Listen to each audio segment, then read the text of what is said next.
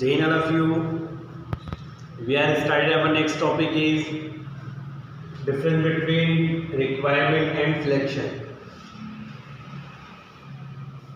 हम लोगों को रिक्वायरमेंट में और सिलेक्शन में डिफरेंस बताना है. First of all, requirement is process of searching for prospective employees and stimulating them to apply for job in the organisations.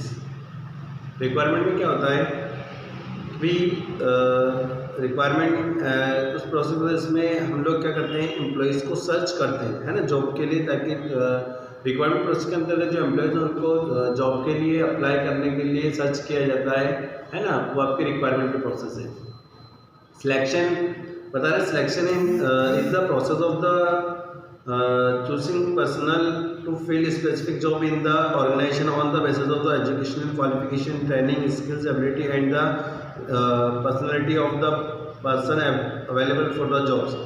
इसमें हम लोग क्या करते हैं, चूज करते हैं, सिलेक्ट करते हैं पर्सन को, जिसमें उनके एजुकेशन को देखा जाता है, उनके क्वालिफिकेशन को देखा जाता है, उनको ट्रेनिंग दी जाती है ना, उनके स्किल्स को देखा जाता है, ठीक है, उनकी एबिलिटी, उनकी पर्सनैलिटी, ये सारी चीज़ें जो हमारा सिलेक्शन है इसके अंदर चूज़ की जाती है.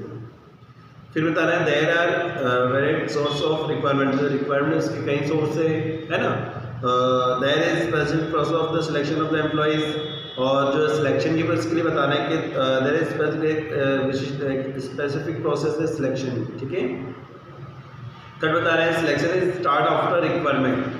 क्या बता रहे हैं कि जो सिलेक्शन है वो स्टार्ट होता है आफ्टर रिक्वायरमेंट. रिक्वायरमेंट के बाद ही क्या होती है, सिलेक्शन की प्रोसेस स्टार्ट होती है, ठीक है.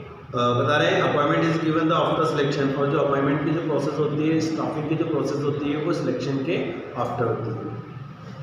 This word is generally use of lower level employees, है ना. जो आपका रिक्वायरमेंट की जो वर्ड्स है इसका यूज़ किया जाता है, जो वर्ड यूज़ किया जाता है लोअर लेवल के एम्प्लॉयज़ के लिए किया जाता है.